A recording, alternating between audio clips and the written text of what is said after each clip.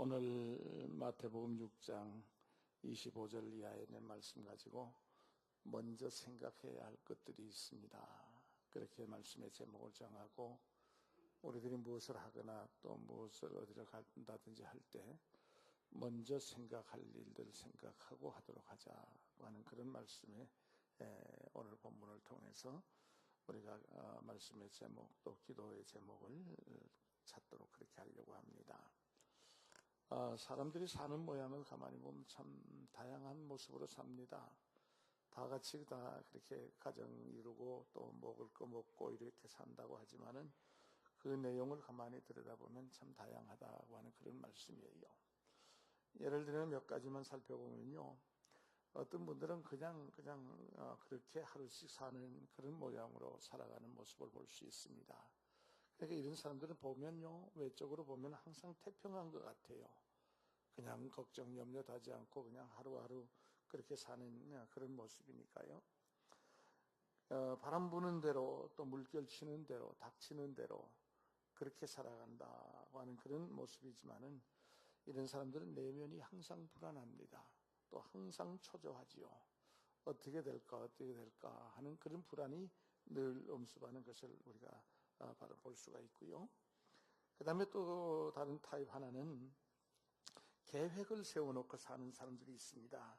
그리고 그 계획을 세워놓고 그것에 얽매여서 사는 그런 삶의 모습도 있어요. 이런 사람들은 항상 분주하지요.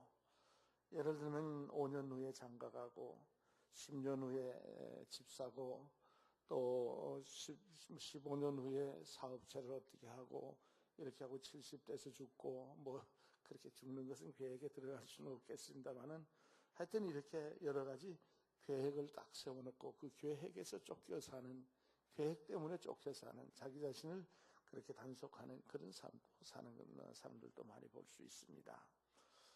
또 그런가 하면은 소망 중에 믿음으로 최선 다해 사는 사람들의 모양도 있습니다. 믿는 자들의 모양이라 그렇게 얘기할 수가 있겠지요. 최선을 다하는 삶은요, 어디서 보든지 간에 언제든지 아름답습니다. 그러나 이 최선을 다하되 바른 생활 자세로 최선을 다해야 한다는 것은 기본 상식이지요. 열심은 내는데 여러분 잘못된 열심을 내면 안 되잖아요. 잘못된 열심은 추합니다. 자신이 취해지고요, 남에게 고통을 주고 그렇게 하지요.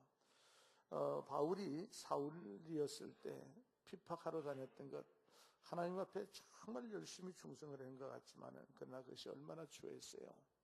얼마나 그 사람 때문에 다른 사람들이 고통을 당했댔어요. 그렇기 때문에 언제든지 바른 생활로 최선을 다하는 신앙인들이 되어야 되겠다고 하는 것이지요. 그러기 위해서는요, 우리들이 꼭 해야 할 일이 하나 있습니다. 내년을 살아갈 때 이제 금년이 마지막 주니까 금년 얘기는 할 수는 없고 내년 2014년 살아갈 때는요, 우리 경중완급을 그렇게 따라서 순서를 정해놓고 살면 좋겠다. 그래서 오늘 이 말씀을 드리는 거예요. 먼저 생각하고 먼저 생각해서 먼저 할 일들이 있다고 하는 것입니다. 이것을 우리가 오늘 본문을 통해서 살펴보고 그리고는 우선순위를 바르게 살아가서 주 안에서 금년과 다른 내년 한 해 꼭 결실을 많이 거두고 마무리 예배 때, 내년 마지막 예배 때 하나님께 크게 감사하는 여러분 모두가 될 수 있기를 간절히 바라겠습니다. 자, 그러면 성경에서 말하는 먼저 생각할 것은 어떤 것이냐? 맨 먼저 사람을 먼저 생각하라고 합니다. 사람을 먼저 생각하라. 우리나라 수년 전까지만 해도 인사했다면 요즘 또 그렇게 인사합니다만은 인사말이 참 재미있습니다. 식사하셨습니까? 밥 먹었나? 진지 드셨습니까? 그것이 식사였댔지요. 또 잘 잤나? 또 그렇게 얘기도 하고 또 뭐라 그래요? 밤새 안녕하셨는가? 또는 안녕하셨습니까? 평안하셨습니까? 아무 일 없으시지요? 그렇게 인사들 하는 걸 볼 수 있습니다. 이것이 수년 전까지의 인사말이고 오늘 또 하는 말입니다. 왜 이런 인사를 하느냐? 인사에 대한 이 근원을 찾아 올라갔던 걸 보니까 이어령 씨가 그런 짓을 잘하는데 그분이 해놓은 글을 읽으니까 옛날에 너무 가난했다는 거예요. 그래서 밥 끼니를 못 여일 정도로 가난했기 때문에 만나면 밥 먹었느냐 물어보는 것이 제일 큰 문제니까 인사말이 돼버리고 말았다. 가난하고 생활고가 극심했기 때문에 나온 인사가 바로 이런 모습의 인사였다. 밥 먹었나, 잘 잤나, 또는 무슨 별일 없냐, 안녕하냐, 이런 인사를 한다는 것이지요. 왜 설교 백부부터 이런 말을 하는 거 아니에요? 예수님 당시에 유대인들이 그랬다고 하는 것이에요. 유대 나라가 그랬습니다. 외적의 침입들을 받고 농사를 짓기만 하면 와서 뺏기고 이렇게 해서 약탈을 당하고 이렇기 때문에 너무너무 그저 가난했고 또 끼니를 걱정할 정도로 그리고 옷 걱정, 무엇을 입을 걱정, 마실 걱정을 하면서 사는 그런 형편에 있었다고 하는 것이에요. 너무너무 환경이 삶이 궁핍하고 핍절했었다고 그렇게 얘기를 할 수가 있습니다. 이렇게 백성들이 만나기만 하면 먹을 걱정, 또 마실 걱정, 입을 걱정을 하고 하니까 이것이 믿는 자들까지도 또 거기에 영향을 받아서 그런 걱정에 매달려서 지냈습니다. 그러다 보니까 자연스럽게 이런 풍조가 교회 안으로 들어와서 교회에서도 성도들이 만나기만 하면 밥 먹었느냐, 어떻게 하느냐, 무엇을 마시고 무엇을 입었느냐 그런 염려 걱정하는 소리들을 합니다. 근데 이 소리를 누가 들으시는 거 아니? 예수님이 들으셨습니다. 오늘 본문에 보니까 예수님이 듣고는요, 예수님이 말씀하십니다. 이런 걱정들은 불신자나 할 것이랍니다. 믿는 자가 할 걱정거리가 아니라고 하는 것이에요. 그러시면서 말씀하십니다. 공중나는 새를 봤냐, 들에 핀 백합화를 봤느냐, 이것들까지도 하나님 다 입히고 먹이고 길르시는데 하물며 이런 것들보다 100배, 1000배 더 귀한 사람이랴, 그렇게 너희랴, 그렇게 말하는 걸 볼 수 있어요. 여러분, 사람을 주님이 그렇게 귀히 여기신다는 겁니다. 왜 100배, 1000배로 더 귀하게 여기느냐? 그것은 하나님의 형상 따라 지음받은 존재잖아요. 그리고 또 창조의 면류관이잖아요. 그리고 당신이 창조하신 모든 이 세계를 맡길 정도로 그렇게 창조의 면류관이기 때문에 귀하디 귀한 사람이라는 거지요. 그러니까 이런 사람들, 공중나는 새, 탐새 한 마리가 하나 썰에, 10마리가 하나 썰에 팔린다. 여러분, 그렇게 하찮은 것들도 다 먹이고 입히고 다 한다면은 이렇게 100배, 1000배로 귀한 너희 사람들 먹고 쓸 돈, 그렇게 걱정하게끔 만들겠느냐. 이 말씀 속에는 사람 하나가 세상에 어떤 것보다도 훨씬 더 귀하다고 하는 뜻이 거기에 들어있는 거예요. 하물며 너희일까 보냐 그랬습니다. 이 말씀을 오늘 우리 가정에다 적용시켜 보면요, 남편이 벌어오는 돈 남편보다 더 귀할 수는 없지요. 남편보다 절대로 귀할 수는 없어요. 그보다는 훨씬 남편이 더 귀합니다. 100배 1000배로 남편이 더 귀해요. 돈보다. 월급봉투보다 남편이 더 귀한 거예요. 남자들도 아멘 안 하네요. 스스로 낮아지기를 원하시는 겸손 때문에 그런가요? 100배, 1000배, 돈 봉투보다 100배, 1000배 더 귀한 것이 남편인 거예요. 그러면 또 돈 못 버는 아내는 그러면 천하냐? 그런 뜻이 아닙니다. 안 귀하냐? 그거 아니에요. 여러분, 하루 종일 표시 안 나는 주부의 일입니다. 집안에서 일하는 분들 뭐가 옮겨갑니까? 근데 표도 안 나는 주부의 일, 그걸 어떻게 돈으로 따질 수 있겠어요? 그러나 여러분, 표시 안 나더라도요, 가족 위해서 묵묵히 일하는 아내, 이것은 돈 봉투보다 더 귀한 거지요.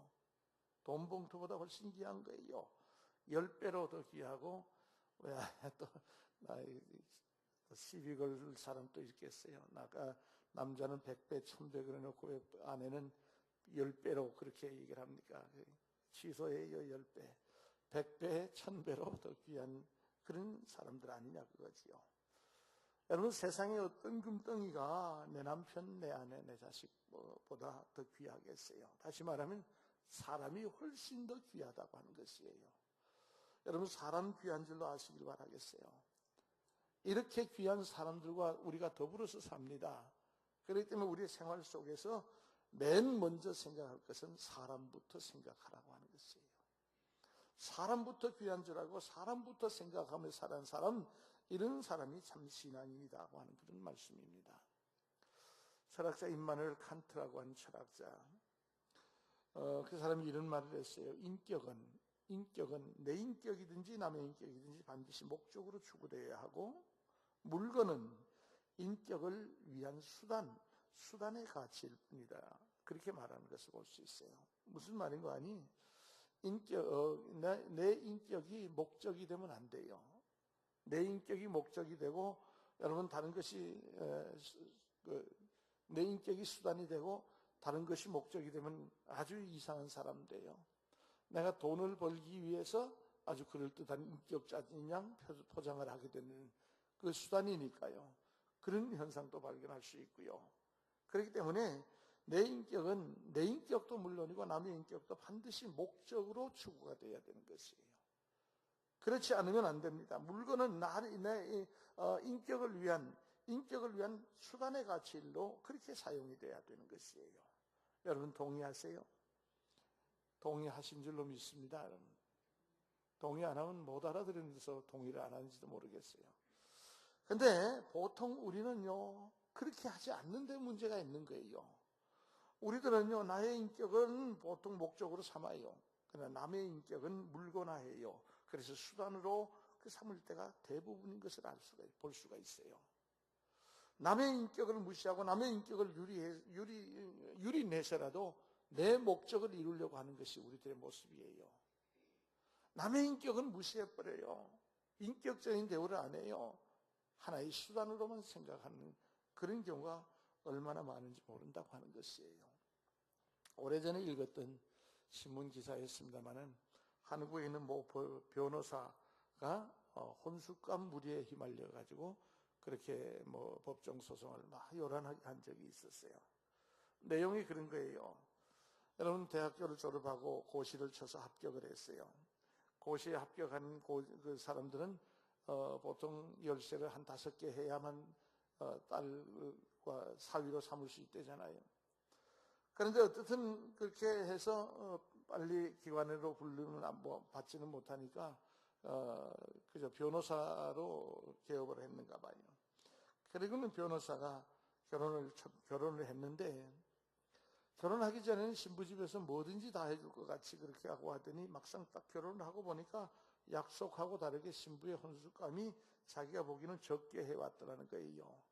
그래서 구체적으로 해온 물건을 따져봤답니다. 그랬더니 8,800만 원 정도 밖에 안 되더라.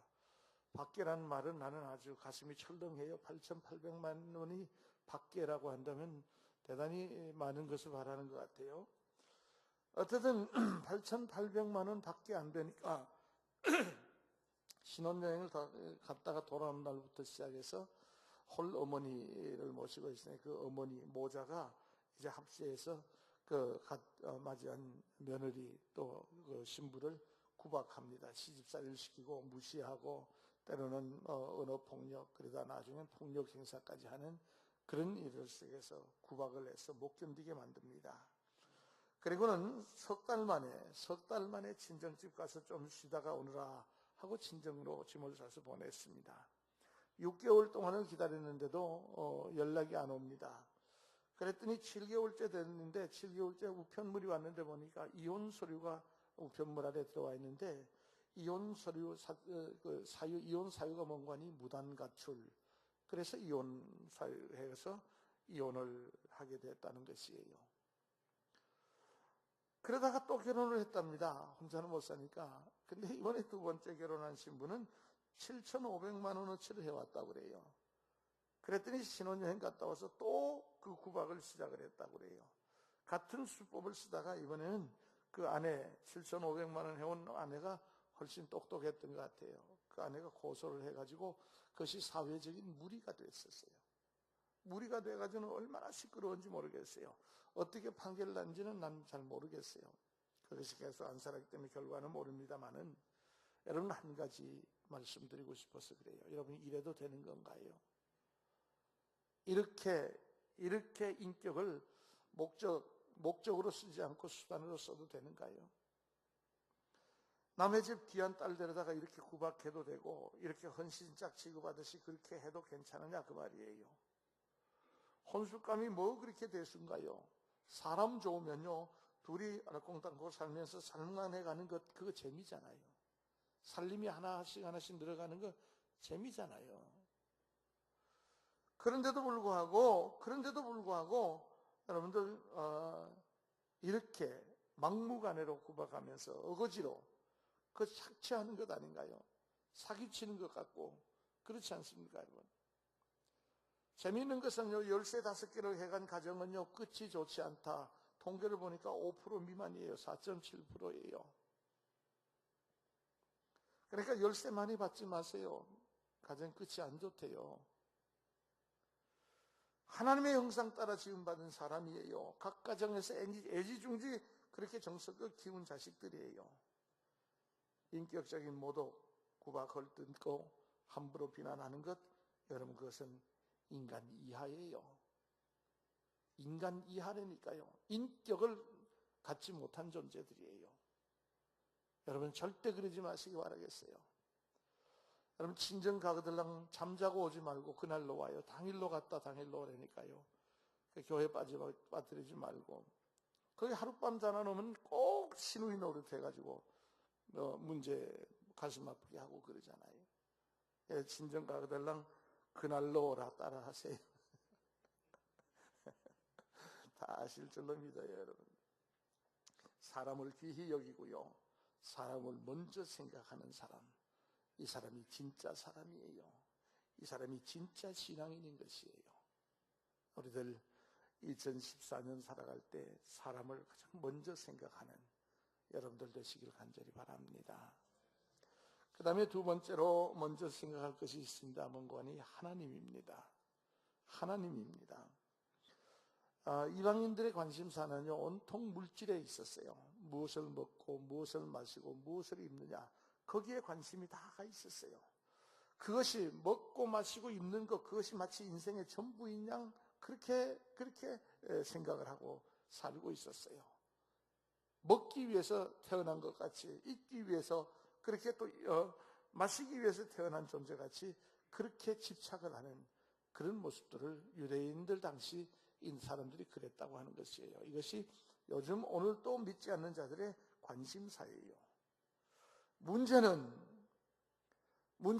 믿는 유대인들까지도 거기에 가세해서 문제라는 거예요. 오늘날 믿는 그리스도인들까지도 이런 물질이 전부 목적이 되는 양 그렇게 생각하는 데 문제가 있다고 하는 것이에요. 그래서 예수님 말씀하시잖아요. 의식주 때문에 걱정할 시간이 있거들랑 하나님 생각하래요. 하나님 생각하래요. 하나님께 기도하고 하나님의 말씀 보고 그리고 하나님의 말씀을 묵상하는 그런 하나님 생각하는 사람이 되래요. 왜 그랬느냐? 하나님께서는 이 모든 것이 너희에게 있어야 할 줄을 다 아시고 미리 준비하고 기다리시기 때문이라 그렇게 말해요. 이미 우리에게 그런 것이 다 있어야 할 줄 아시고 준비해놓고 기다리시고 계신다고 하는 것이에요. 그렇기 때문에 하나님부터 먼저 생각하는 이것이 바른 자세예요. 물질을 좀 벌어놔놓고 그렇게 하고 난 다음에 차도 그냥 괜찮은 거예요. 해서 사고 그렇게 타고 교회 나가야지. 교회도 물질 돈 없으면 못 다니겠더라고요. 그런 말 하는 사람이 있어요. 저도 들었어요, 여러분들. 그거 아니에요, 여러분들. 하나님부터 먼저 생각하는 것을, 이거 바른 자세라고 하는 것을 우리가 잊지 말자고 하는 것이에요. 누가복음 15장에 보면 잃었다가 찾은 비유 3가지가 나옵니다. 잃은 양의 얘기, 잃었던 드라크마 찾은 얘기, 그리고 잃었던 아들 돌아오는 찾은 얘기. 그래서 잃었다가 찾은 이 얘기들이 나오는데 그 중에 잃은 아들의 얘기, 우리가 소위 말하면 돌탕입니다. 돌아온 탕자 얘기입니다.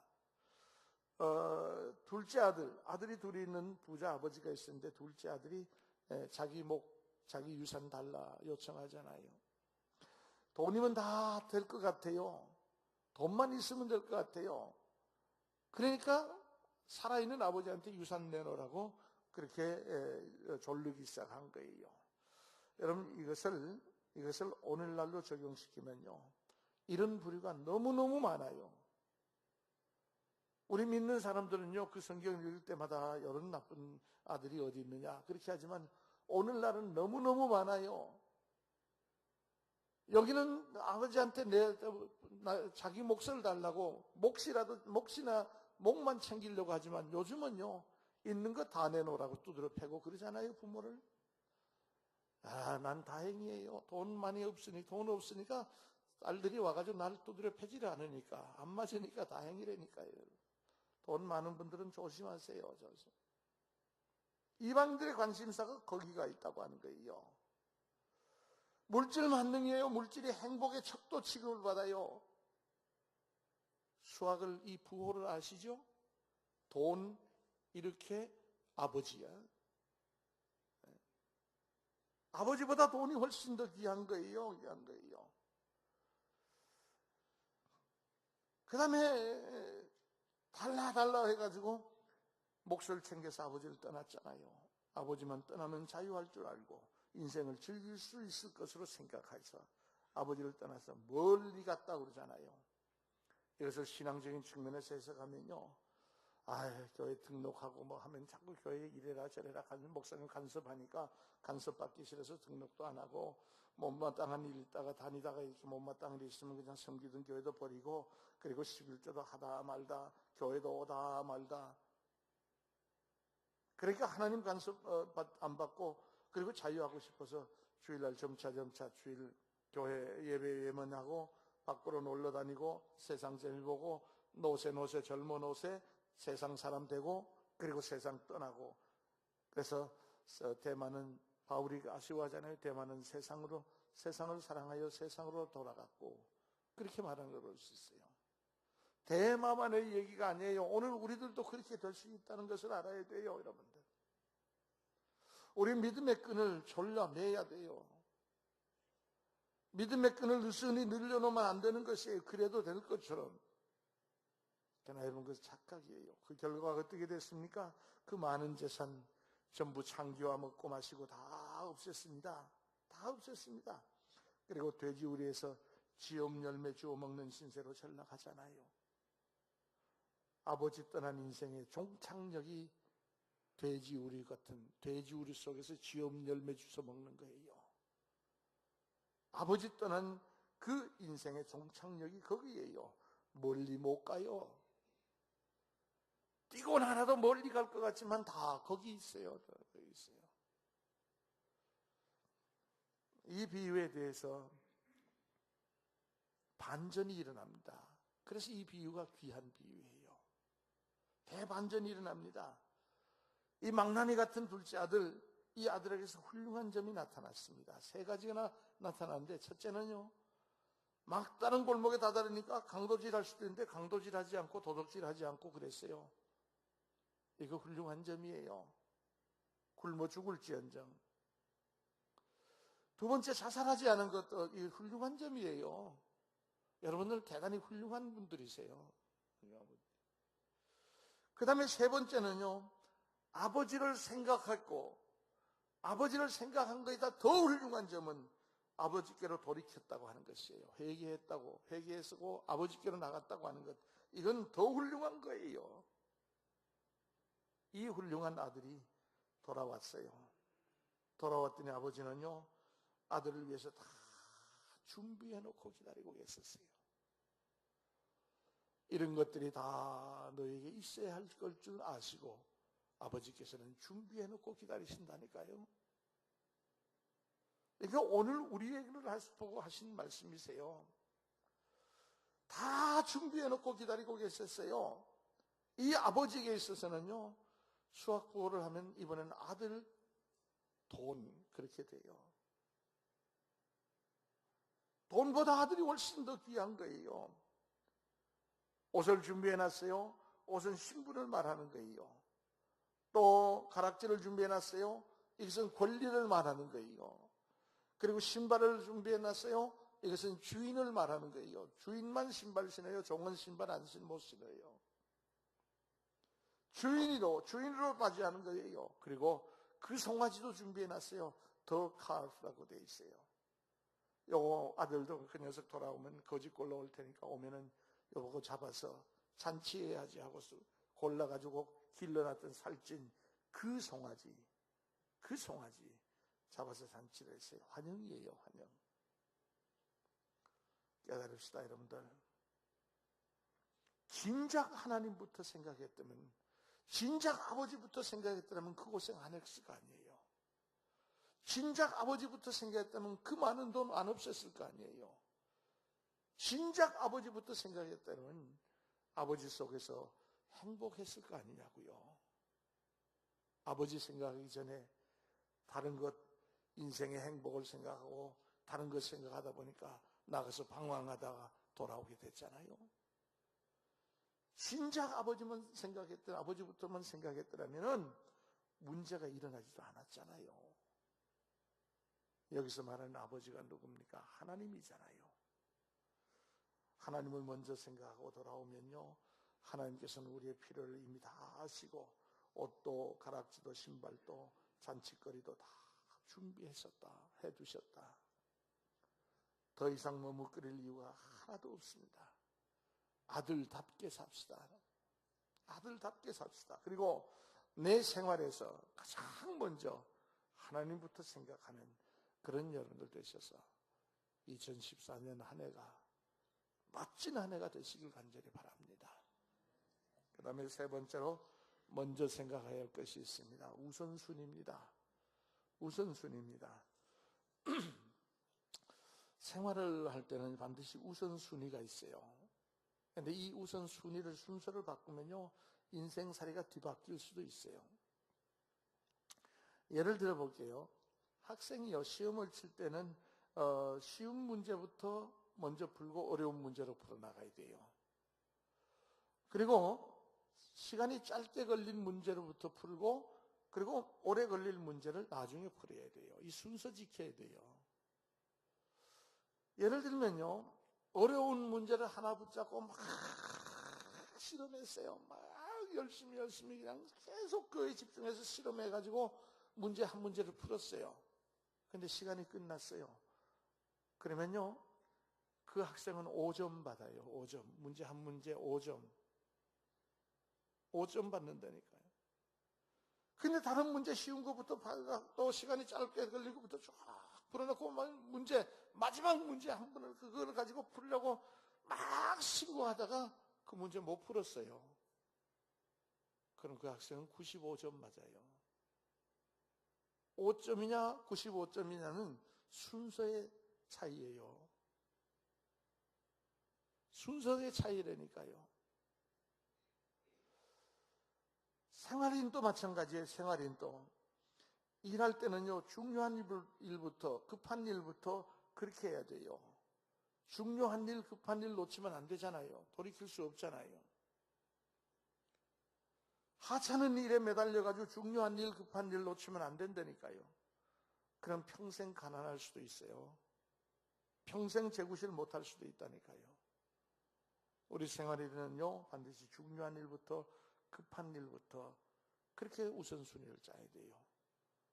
여러분, 가장 중요한 일은 물론 예배 드리는 일이 가장 중요해요. 그 다음에 투자할 때도 그래요. 투자할 때도. 투자도요, 다 성공하는 거 아니에요. 투자 가치가 있는 것에 투자를 해야만 성공할 수 있어요. 가치 있는 것에 먼저 해야 돼요. 장에 떴다 해가지고 그냥 아무거나 하면 안 되잖아요. 상식이잖아요. 마크 트웨인이라고 하는 톰 소야의 모험을 쓴 미국의 작가 있잖아요. 그 에피소드가 있어요, 그분에게. 이 사람이 그 톰 소야의 모험이 가장 빅히트를 쳤잖아요. 그래가지고 많은 돈을 벌었대요. 그리고 번 돈을 가지고 투자를 했대요, 투자를. 근데 투자를 하는데 뭐에 투자를 하는 거 아니? 그때는 뭐 주식시장이 이런 상장 이런 게 없을 테니까 이렇게 듣고 누가 뭐를 만들었다 하면 가서 발명품 같은 거 이렇게 봐서 이거 괜찮다 하면 그런 데다 발명품에다가 투자를 해왔대요. 근데 이상하게도 그가 투자한 곳이 되게 별 가치 없는 것들에만 투자를 했대요. 그랬더니만 그만 계속 손해를 보고 있더랍니다. 그럼 마크 트웨인에게 어느 날 허술하게 생긴 사람이 자기가 만든 발명품을 들고 찾아와서 보여줍니다. 그러면서 파격적인 제안을 하는데, 지금 계약하는 쪽으로 5불만 나한테 주고, 계약금으로 5불만 주고 자기 발명품에 대한 주식을 갖고 싶은 대로 다 가지십시오. 그렇게 제안을 했어요. 그러니까 제안이 너무 좋은 거예요. 근데 막 괜히 보니까 아무리 봐도 별로 희망이 없어 보여요. 그래서 냉정하게 거절해서 돌려보냈대잖아요. 근데 그날 찾아왔던 사람이 알렉산더 그레햄 벨이에요. 그가 만들었던 발명품이 전화기였댔어요. 현대인의 가정 필수품이잖아요. 그 가정 필수품에 거기다 투자했더면 아마 떼돈 벌었을 거예요. 떼돈 벌었을 거예요. 근데 진짜를 볼 줄 몰랐기 때문에 거기서도 또 투자는 안 했지만 손해를 본 거고 나중에 그렇게 후회했대잖아요. 그렇게 후회했대요. 오늘 본문을 보니까 먼저 할 일과 나중 할 일을 딱 구분을 해놨어요. 믿는 자가 지켜야 할 순서는요, 먼저 할 일은요, 그의 나라와 그의 의를 구하는 일을 먼저 하랍니다. 여기서는 하늘의 것을 구하고 신령한 것을 구하고 믿음부터 구하라고 하는 것이래요. 이 순서 지키면 이 모든 것, 먹고 입고 마실 것들, 이 모든 것들 다 주신대요. 이 말을 뒤집으면요, 순서 안 지키면 망한다는 소리예요. 안 된다는 소리예요. 여러분, 하나님이 주신 말씀은요, 헛말이 없습니다. 사람은 헛약속도 하고 헛말도 하고 그래요. 근데 하나님은 헛말씀을 하지 않으시는 하나님이에요. 하시면 그대로 지키시는 하나님이세요. 예를 들면요, 마태복음 8장에 가니까 21절에 예수님을 찾아온 제자 되겠습니다 하고 찾아온 사람 하나가 예수님께 제가 주님을 따르는 제자가 되겠습니다. 그런데 한 가지 정이 있습니다. 뭐냐? 그랬더니 주여, 나로 가서 먼저 가서 내 부친을 장사하게 허락하옵소서. 그렇게 요청을 했어요. 먼저 가서 내 부친을 장사하게 허락하옵소서. 여러분, 여기서 우리가 알아야 할 것은요, 이 사람의, 이 제자의 아버지가 지금 죽어 있는 게 아니에요. 이 말은 뭔고 하니, 내가 가가지고 집안일, 가정일 다 마치고 아버지 돌아가시면 장례 치르고 난 다음에 홀가분하게 와서 주님을 따르겠다고 하는 것이에요. 제자 되겠다고 하는 것이에요.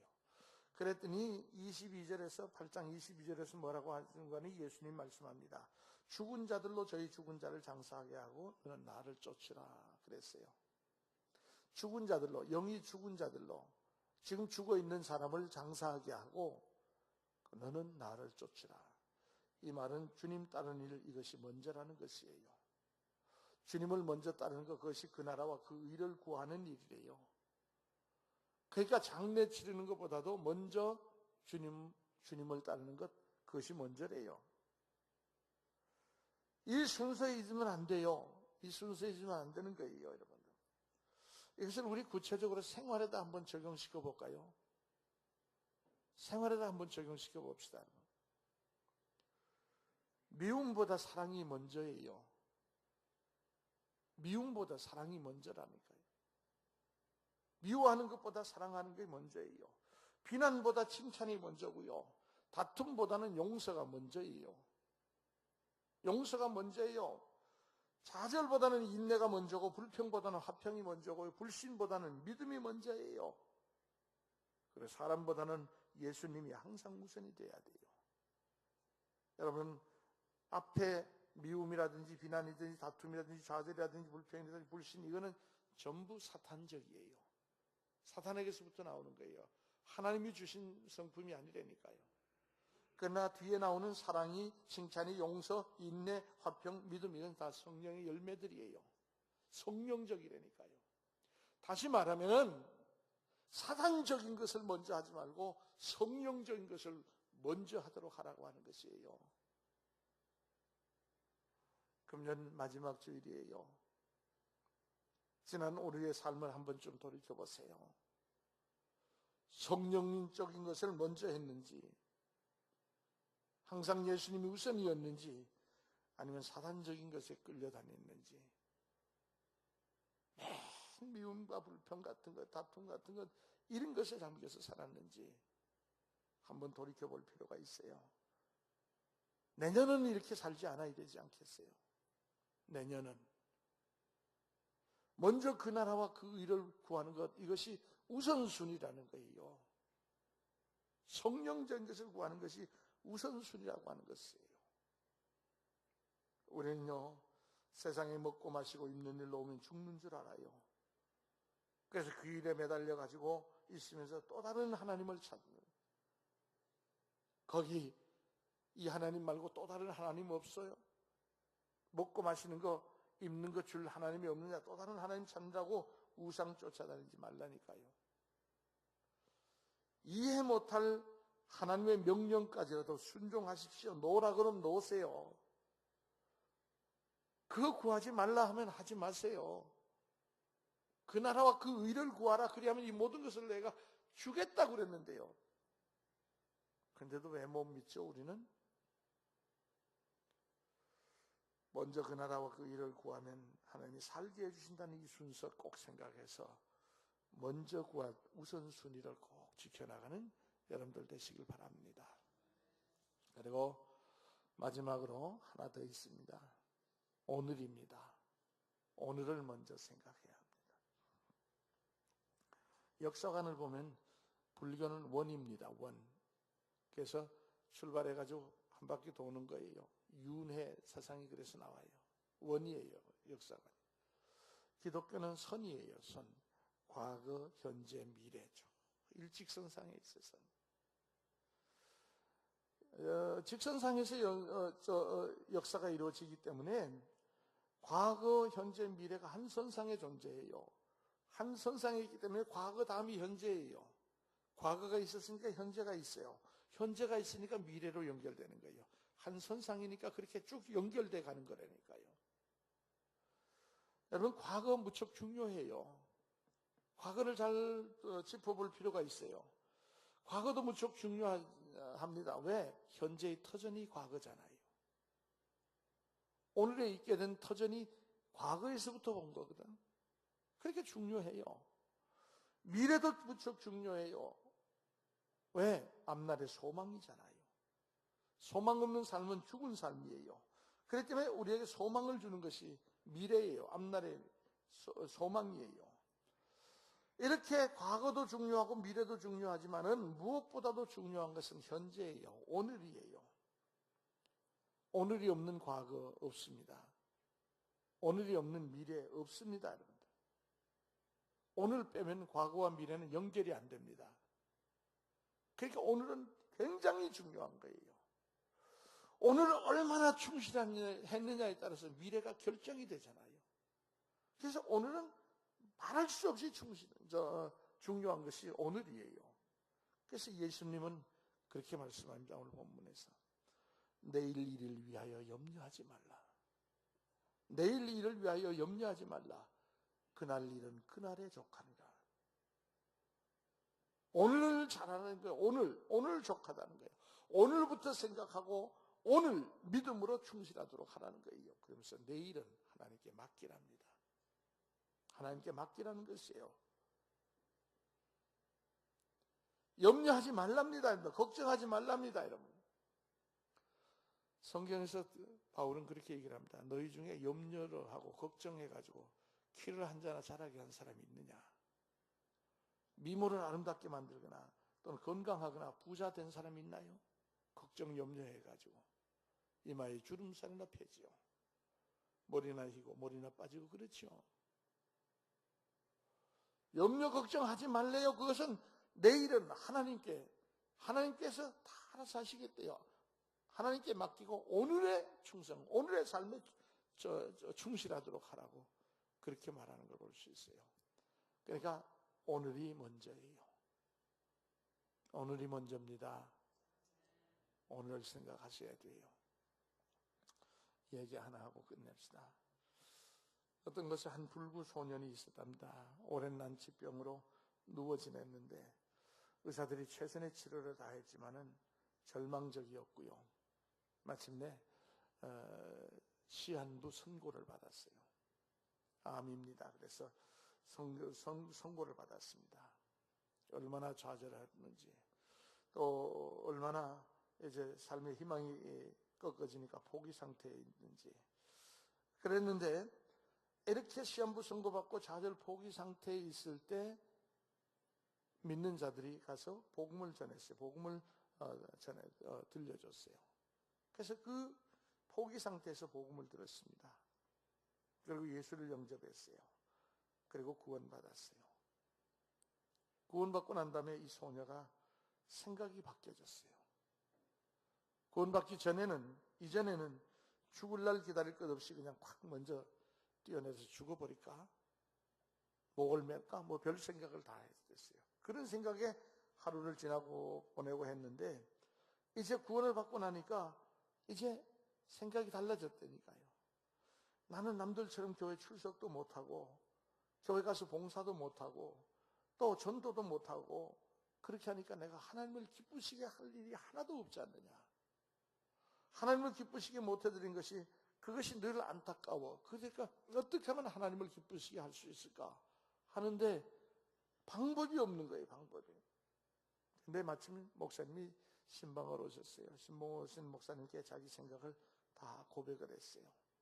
얘기를 다 듣고 난 목사님께서 권면을 이렇게 했대요. 비록 병상에 누워만 있지만 열심히 기도하면 하나님께서 하나님을 섬기고 하나님을 기쁘시게 할 방법을 가르쳐 줄 거예요. 열심히 기도하세요. 그렇게 하고 돌아왔다는 거예요. 그 말씀을 듣고 계속해서 기도를 시작했대요.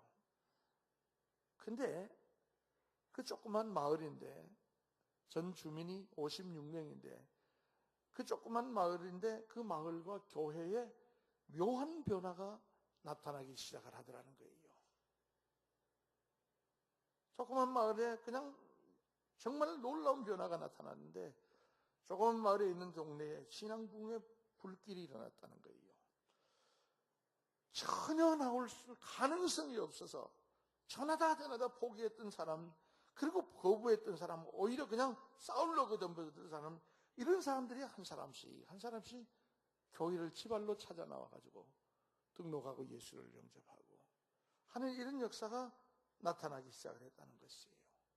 가망성 없이 적어놨던 사람들이 하나하나 나오더라는 거예요. 수개월이 지났습니다. 소녀는 그 불치병으로 세상을 떠났답니다. 그런데 죽은 후에 한 가지 놀라운 사실이 발견이 됐대요. 경험관이 그 소녀가 베었던 베개 밑에서 온 동네 사람들의 이름이 56명 이름이 쫙 쓰여져 있더래요. 근데 놀라운 것은 그 기도 명단을 찾았는데 그 각 이름 앞에 빨간색 십자가를 이렇게 다 표시를 해놨더라는 거예요. 그래서 그것이 뭔가 보니까요, 소녀가 살았을 때 기도한 사람이 구원받았다, 이제는 교회 나와서 구원받았다, 예수 영접하고 등록했다, 그러면 구원받았다 해가지고 그때마다 빨간 연필로 십자가를 앞에다 붙였다는 거예요.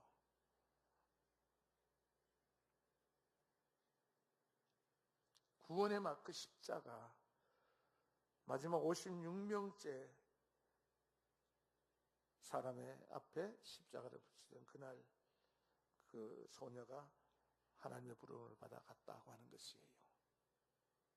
그런 얘기예요. 왜 이런 말씀 드립니까? 아이고, 그런 말 하지 마세요. 내가 죽을 형편인데 죽겠는데 누굴 생각하게 하라는 거예요. 기도도 다 건강할 때 하는 거지요. 포기하고 누워있다고 한다면 그냥 그렇게 갈 거예요. 그렇게 갈 거예요. 그러나 여러분들, 죽을 때 죽더라도 오늘은 내가 기도하리라. 이 소녀는 그렇게 생각했어요. 오늘은 기도해서 한 생명이라도 내가 더 구원해서 하나님을 기쁘게 하리라. 그렇게 소원하면서 한 사람 동네 사람들 이름을 놓고 한 사람 기도했더니 마침내 56명 전원을 다 구원의 길로 인도했다. 오늘에 충실합시다. 그러면 위대한 결실을 남기게 될 줄 믿습니다. 오늘이 중요한 것입니다. 오늘 먼저 생각하고 하루를 사는 여러분들 되시기를 간절히 바랍니다.